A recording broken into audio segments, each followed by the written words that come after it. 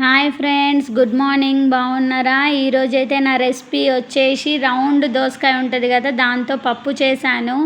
నేను గ్లాసెడు కందిపప్పు తీసుకున్నాను. ఇలా చక్కగా కడిగాను. మంచిగా నీట్గా కడగాలి.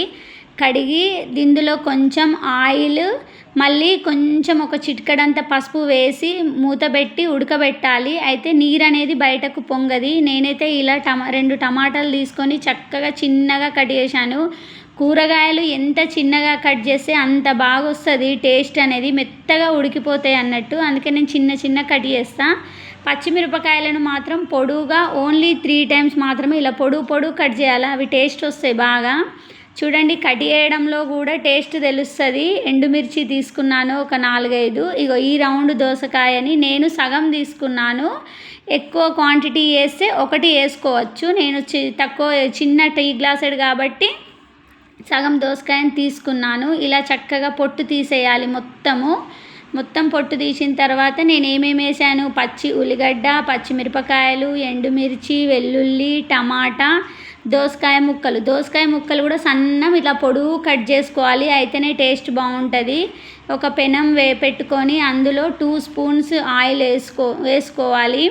తర్వాత కరివేపాకుని ఒక గిన్నెలో వాటర్ తీసుకొని ఇట్లా చక్కగా కడుగుతాను. నేనైతే ఆవాలు, జీలకర్ర వేసాను, వెల్లుల్లిపాయ పేస్ట్ వేసాను. ఇవి మంచిగా పచ్చి వాసన పోయే వరకు గోలియాలి. ఎండుమిర్చి తర్వాత పచ్చిమిరపకాయలు కూడా వేసాను. పచ్చిమిరపకాయలను కూడా మంచిగా వేడి చేయాలి. కలుపుతున్నాను. నేను మంచిగా కలిపాను. తర్వాత ఉల్లిగడ్డలు కూడా పచ్చి వాసన పోయే వరకు మంచిగా రెడ్డిష్ వచ్చే వరకు వాటిని వేడి చేయాలి. చూడండి, అలా అటు ఇటు కలుపుతూ వేడి చేయాలి. తర్వాత కరివేపాకు వేసుకోవాలి. ఇప్పుడు దోసకాయ ముక్కలు, టమాటాలు కూడా వేసేయాలి. నేను వేసేసాను. టమాటాలు, దోసకాయ ముక్కలు కూడా వేసేసి మంచిగా కలిపాను.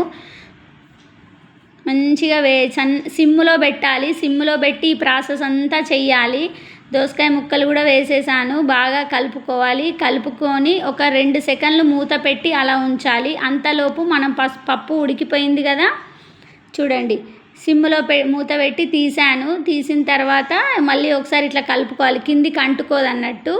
ఆ ముక్కలలోనే ఉప్పు, పసుపు, కారం అన్నీ వేయాలి. ఉప్పు 1 టీ స్పూన్ కారం వేసాను. నేను పసుపు కూడా వేసాను. బాగా కలుపుకోవాలి. వాటన్నింటిని మంచిగా కలపాలి.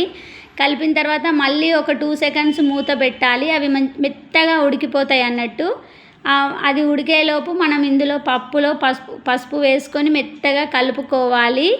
పల్చగా తినేవాళ్ళు కొన్ని ఎక్కువ వాటర్ పోసుకోవాలి. గట్టిగా తినేవాళ్ళు కొన్ని తక్కువ వాటర్ పోసుకొని మంచిగా పప్పునంతా మిక్సీ చేసుకోవాలి. ఈ పప్పుని అందులో ఆ ముక్కలల్లా పోసేయాలి మొత్తం. చూడండి, అలా పోసేసి మంచిగా కలుపుకోవాలి. ఇగో చూడండి, ఎంత మంచిగా మంచిగా ఉడికిపోయింది. పప్పు అంతా ఉడికిపోయింది. చూడండి, ఇది వేడి అన్నంలా నెయ్యి వేసుకొని తింటే చాలా బాగుంటుంది టేస్ట్. ఒకసారి టేస్ట్ చేసి చూడండి. నా రెసిపీ నచ్చితే లైక్ చేసి షేర్ చేయండి. Please subscribe. Thank you.